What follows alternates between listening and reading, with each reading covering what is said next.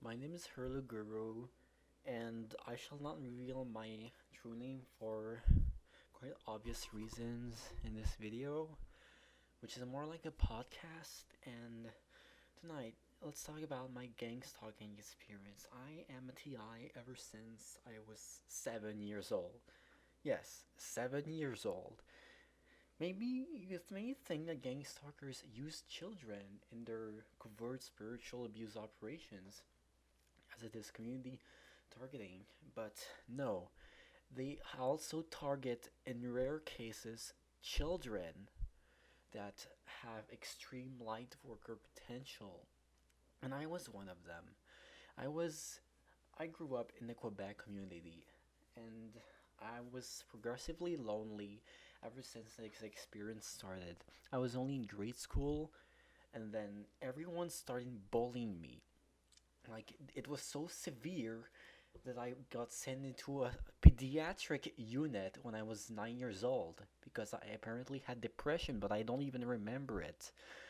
These forces sent me bullies and more bullies and more bullies, and I couldn't understand why everyone just hated me so much. By the time I was already in second grade, one time, one of my first experience was that I cried on the bus because I had no place, and I could feel that it was forced, that it wasn't myself. And it led me to understand later on that these same gang stalking operations brainwash you and others by using remote electronic harassment. And I had one of the worst kinds of electronic harassment because they try to insert fake mental illness in my brain and alter my brainwave patterns to make me develop autism, fake autism of pure synthetic kind. And if you may know about lol cows, you may understand that there are certain ones that were famous for having an obsession, for example, with Sonic or Pokemon, and they tried to alter my brainwaves to create a fake persona of a lol cow, and I was just going on YouTube making the worst kinds of cartoons and videos that made no sense, and I had no awareness that this was all happening other than the gut feeling that my diagnosis were a lie and very incorrect. But nobody believed me because apparently I had all the symptoms. And because of the poor knowledge 10 years ago they had or so, I got bamboozled all the way up until about a year or two ago. And when I was 8 years old, this started to progressively make me enter a living hell. And as I can say, the operation is this goal is to make you the loneliest as possible to eventually drive you to death. And this culture around the world has a lot of death promotion, but thankfully it's kind of turning around because we're so many. We're almost quite a million to expose all of this operation that's been executed on us for centuries. And what was once purely aliens is now by humans and aliens. And Team Dark has us all the chains around our necks that we have to break.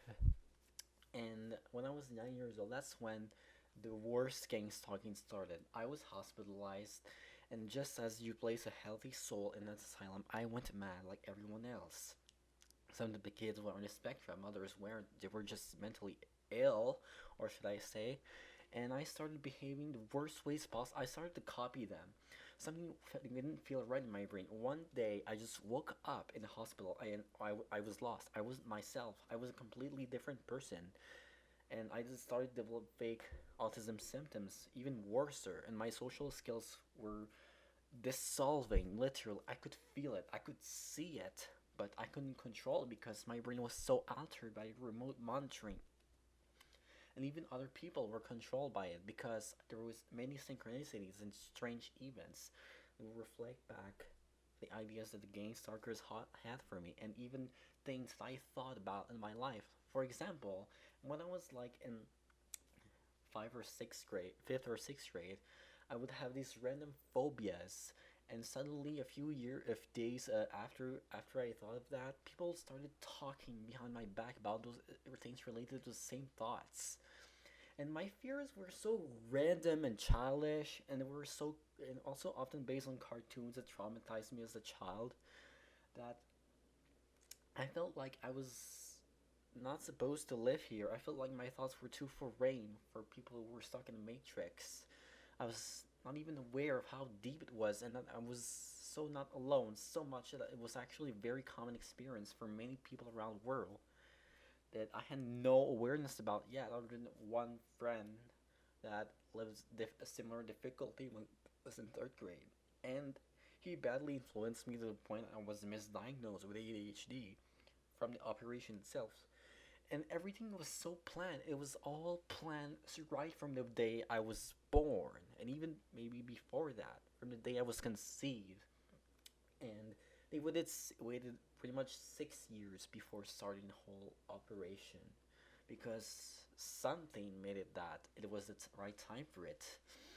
And it started right after a certain surgical operation I had done myself.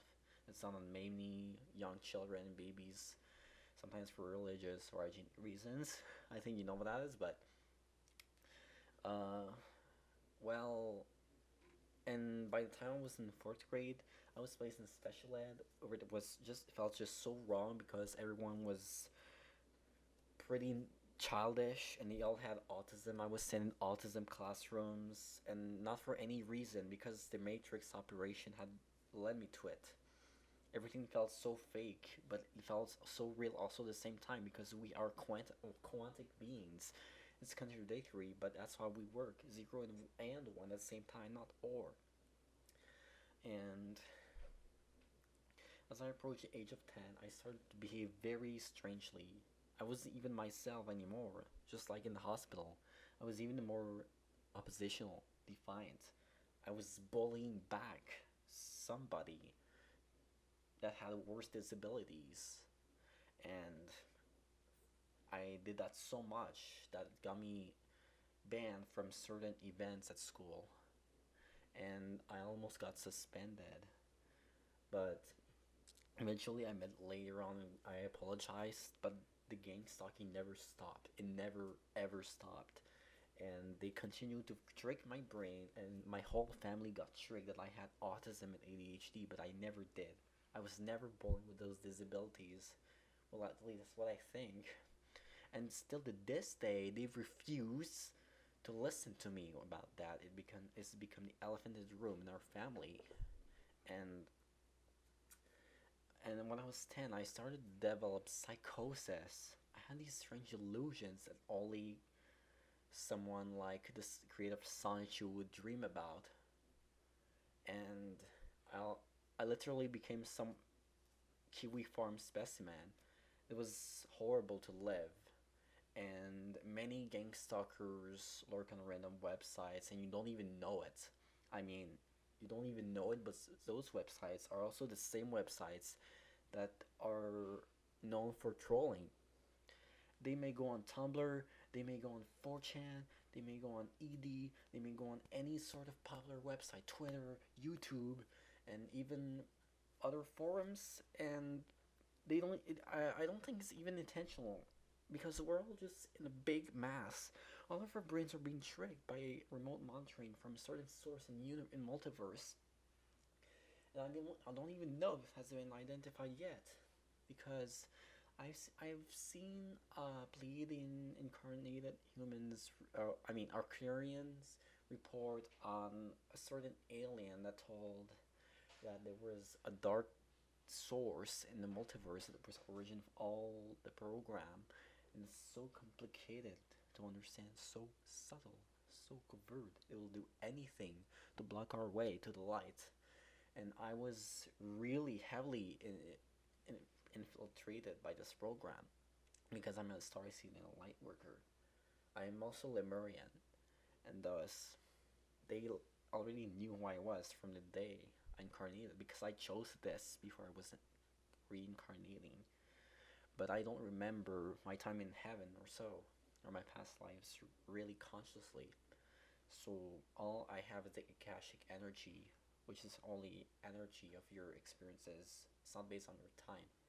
Lately, Well, change of topic, but lately I've got the book that tells about the wisdom of Lemurian women and the Lemurian civilization, with the Lemurian teaching, we a lot of stuff, and it was released by one of Crime's channelers.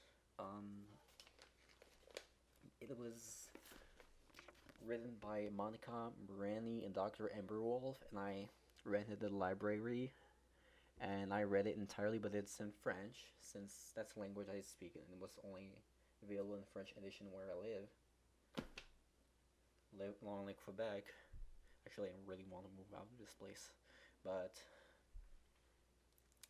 yeah. So by the time I was 10, all I scared everyone away because I developed those deep delusions. There was reincarnation of a cartoon character of a video game, and I was so delusional that the dark team cheered because I was getting lonelier, and they've been putting thoughts that are worse than fifth world thoughts that are deeper than worst nightmares in my mind, like deep deviant or cringe, and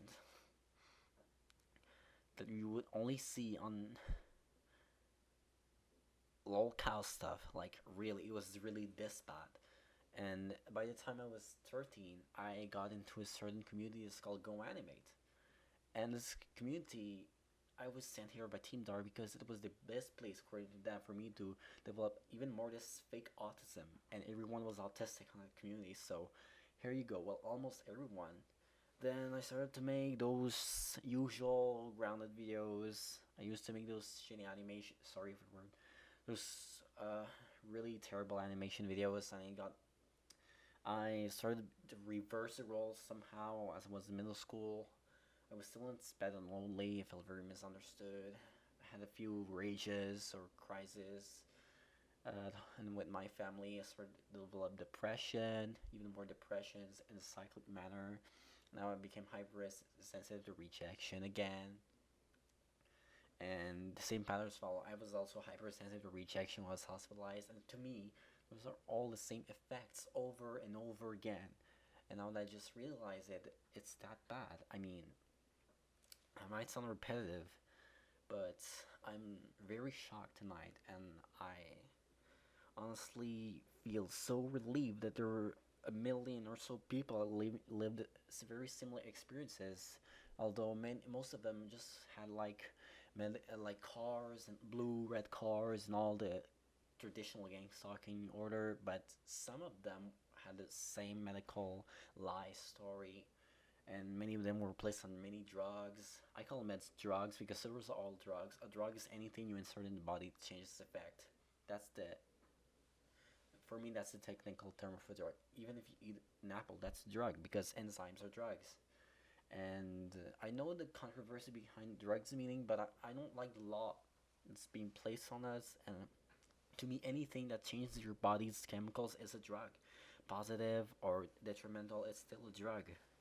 Any enzyme, anything, even a rock. Pieces of rock can be drugs. Food is drug. For me, food is drug because for the same reason, they change your bodily chemistry and you adapt to this chemistry epigenetically. And I believe that we tend to think in our guts and not always in our brains because our brain